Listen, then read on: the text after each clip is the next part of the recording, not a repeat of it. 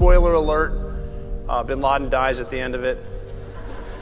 We knew we weren't coming home from that mission. We were going to die. We're going to get shot down on the way in. We're going to run out of fuel and just be in Pakistan and live our short, miserable lives in a Pakistani prison. If anyone's going to blow himself up, it's bin Laden. We're not coming back. The guy that ended up in the point man position taking me up the stairs to bin Laden's bedroom, he pulled me aside before we left and he said, "Don't take this the wrong way. I'm going. But if we know we're going to die, why are we going?" Which is just legit. He wanted to say it out loud, and I said, that's a good point. We are not going for fame, and we are not going for bravado. We are going for the single mom who dropped her kids off at elementary school on a Tuesday morning, and then 45 minutes later, she jumped to her death out of a skyscraper. Because that was a better alternative than burning alive, because it's 2,500 degrees inside. And her last gesture of human decency was to hold her skirt down so nobody could see her underwear as she committed suicide. And she didn't want to do any of that. She wasn't supposed to be in the fight. We're supposed to fight. That's why we're going.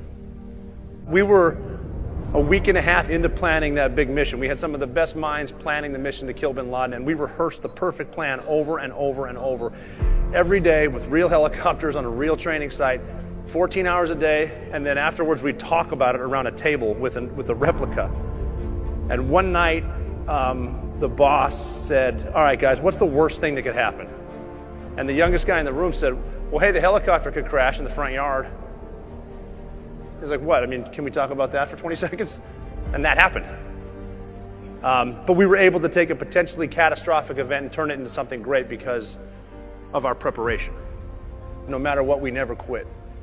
People will be so close to a goal 95% of the way there and have a bad day and then throw their hands, or a series of bad days. That's it, I quit, I'm done, You are not having a bad life, you're having a bad day. Now, saying never quit and never quitting are two different things, so I need to tell you a story. You're in the Navy, so you know how to tie a lot of knots. The test is go tie a series of knots with this rope around that rope. So the instructor will say, go tie a bowline knot. So you hold your breath and swim down there, tie a bowline knot and you back off. Spend about a minute. He comes back down and checks it and kind of like, yeah, okay, that's good. So you untie the bowline knot, you go back up, you get one breath of air, enough time for him to tell you about knot number 2. So he'll be like, okay, go tie a square knot. The test is simple. Tie 5 knots in a row, you pass. Now they give you a certain amount of attempts at each test, but a friend of mine named John was on his last attempt. If he doesn't do all 5 right now, they're going to kick him out today. He'll never be a SEAL. Lifelong dream, that's a lot of pressure.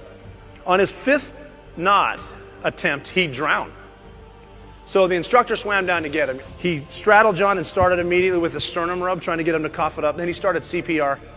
And we could actually hear him saying to John, come back to the light.